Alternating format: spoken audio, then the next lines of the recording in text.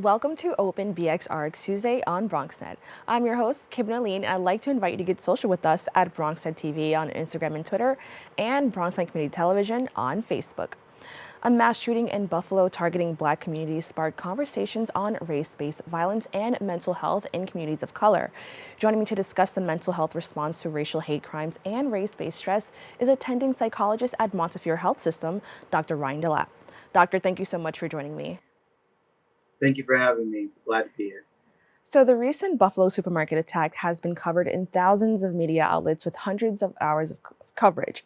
As members of the Black and POC communities process this act of domestic terrorism, what is it that we should know about that process of just accepting what actually happened? That's a really excellent question. And I think three things come to mind just off the top of my head. And the first one is, you know, there's a number of different ways that people can respond to these types of events. There's some folks who have very strong emotions, and there's also folks who actually feel kind of indifferent or neutral to it, just given the repetition of exposure of these events that have happened. But nonetheless, like regardless of what your emotional impact is, the other thing we got to know is we got to check in with ourselves. Maybe closer to the event, sometimes we our emotions feel different than maybe weeks later. So noticing that emotional impact is important. And then lastly, leaning on our social networks, finding people we can trust to talk to and connect with can be really helpful in navigating some of these tough times. Now, what research exists about the impact of media coverage focusing on violence towards people of color? Yeah, so this is a growing research and literature that's happened in the past few years, and one of a more recent study found that even something as simple as media coverage on trials or things on the nightly news or just any type of hate crime covering some sort of violent act towards a person of color can have a mental health impact or cause some sort of stress to that person in that day. We also know that even though these events may not be directly happening to us, research has shown that individuals can experience symptoms of PTSD, anxiety, depression, and other forms of like serious psychiatric concerns in response to these events and just seeing them on the news. And lastly, research has shown, as I've mentioned before, it's important to seek support, but it can be really hard to do so. Specifically, seeking support from someone like myself, a mental health professional, or even just taking advantage of people in your community and starting these conversations. So, those are some of the things that I think are really important to keep in mind when looking at the research on this topic. Now, how does the language used by the media impact these communities? Because I know there was a lot of controversy around like just how journalists, and as a journalist, I'm aware of this as well, how we refer to victims of color, especially like Black victims. How does that impact your mental health to see people describe you in a certain way? Right. So I think that's an interesting word, victim, because I think that's a word that not everybody may identify with, right? And I think another thing that journalists have to be aware of is their coverage and how often are they covering these communities, right? Are we only covering these communities to exploit or just share about their pain? Because communities are more than their pain. Are we celebrating these communities, telling the strengths and the stories of community leaders and positive things that are happening?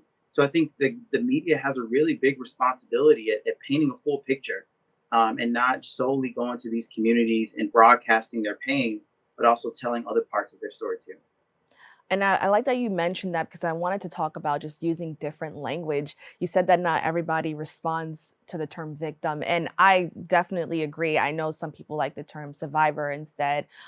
What would you recommend for people watching who are in the media who want to be more sensitive towards these types of stories? I mean, like I said before, I would encourage them to, tell more full stories, and well, it's not just about survivors of these events, but it's also, telling stories of resilience and telling stories of pride and strength. And I think that is to have a more balanced message may allow people to identify with the coverage, rather than only seeing their stories told when there is some sort of victim narrative trying to be encouraged. I think also collaborating with community members and having a more of a an understanding of how they want to be referenced and how they want their stories to be told when these interviews are happening. Now, in regards to the media, I just thought, I also feel that the lack of coverage can also make you feel invisible. Because I've noticed some people mentioning, like, this mass shooting just happened and no one's talking about this anymore. Like, why did we forget? Can you talk about how maybe that can also affect your mental health, just not being seen or not feeling like your story matters? Yeah, I think that silence can sometimes speak volumes for in many different instances. And so, my encouragement to people in the community is to uh, have uh, tune into news sources that you trust that will tell your story, but then also have different outlets for kind of receiving that validation and that recognition of your story, whether that's through media or other sources like people in your community as well. I think it's important to have different ways in which that validation and recognition is occurring in one's life.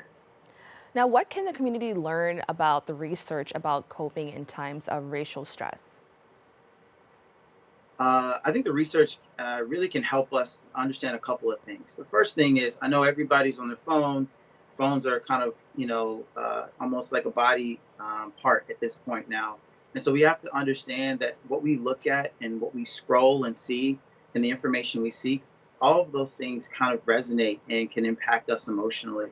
So there are some folks I talked to who kind of did a little bit of like digging and doom scrolling, if you will, looking for more details and information on their different platforms about what happened in Buffalo. And understanding that seeking information is important, but that comes at a cost emotionally sometimes. Then also at the other end, there are some people who may be trying to just mindlessly go about their day, going through their phone, tuning into their social media, and maybe they see conversations or different things brought up. That also can have a mental health impact as well. So I think this research that I referenced earlier really encourages us all to take a moment, pause, and check in with ourselves, and check in with ourselves to know how we're being impacted by the media we're connected to, and then also knowing when and how we can pause and take care of ourselves too. Now, how can communities of color build resilience and cope with traumatic racial stress in a healthy way? Because I know that oftentimes there's a lot of emotions and anger is one of them. And also, I want to know, is anger a healthy way to react to something like this? Yeah, so taking care of ourselves is again a mixed bag, right? Because we all have different needs and different values that in terms of that inform how we respond. And anger, there's a construct called rechanneling your rage, right? And rechanneling your rage is being able to acknowledge that there's anger, there's rage, there's a lot of just feelings of being upset that can come about, and how can you channel that towards something that's meaningful to you, whether that be activism and being able to inspire change that in the systems, or is that about kind of rechanneling your rage to be taking care of yourself, knowing when to disengage and check out and take care of you is also a part of that process too. Now, how does social media play a role in young adults, teens, preteens, etc., in their mental health when it comes to this type of media coverage? Like I said, social media is a part of our life, right? Social media is a natural way in which we receive information, stay connected with people and in the world around us. And so I think it's important, again, to be conscious consumers of the things that we are connected to.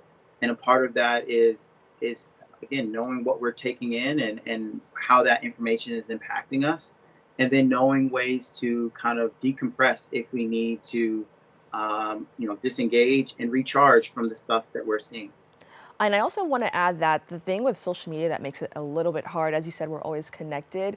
And so you kind of have that on replay. You could just be scrolling and sometimes you don't even want to see that. And, and it kind of makes me think of like past coverage with police brutality and how you couldn't escape it. It's something that you would always see. Can you tell me a little bit more about that?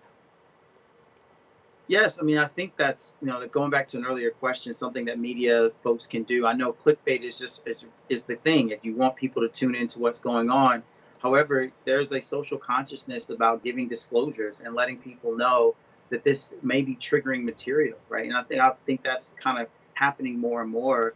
But I think that's on the responsibility not just of the individual to know what they're tuning into, but on the responsibility, it's also the responsibility of the people disseminating this information to know that what they're talking about has an impact on people's emotions and goes far beyond just that 30-second or minute viewing point, and knowing that they can really be helpful in protecting people from some of this material as well. And then I guess I also want to talk about just much younger audiences, like with our kids and our teens. Do you think that parents should monitor screen time as a way to kind of help? And or do you think that would help with mental health as well?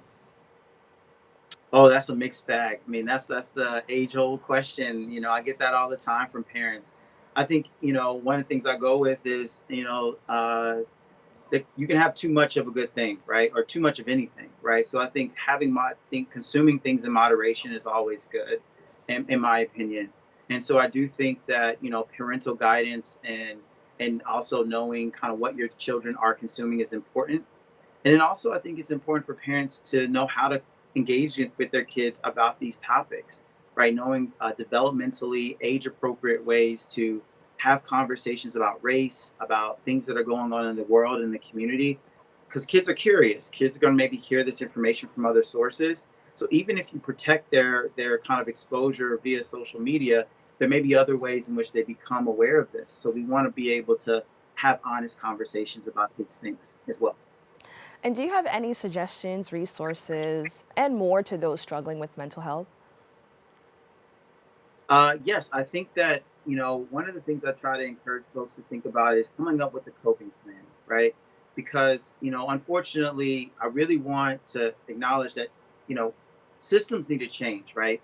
Folks can't just be expected to just better become more resilient and just learn better ways to deal with brutality and violence and things that are going on.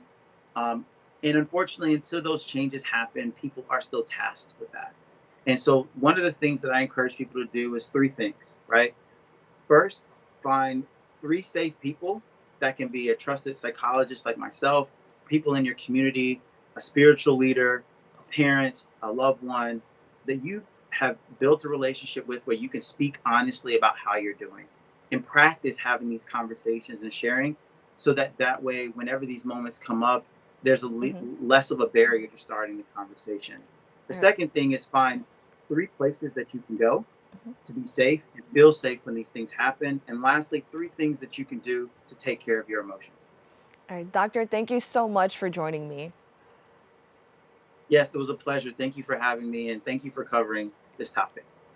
We'll be right back with more Open BxRx Tuesday.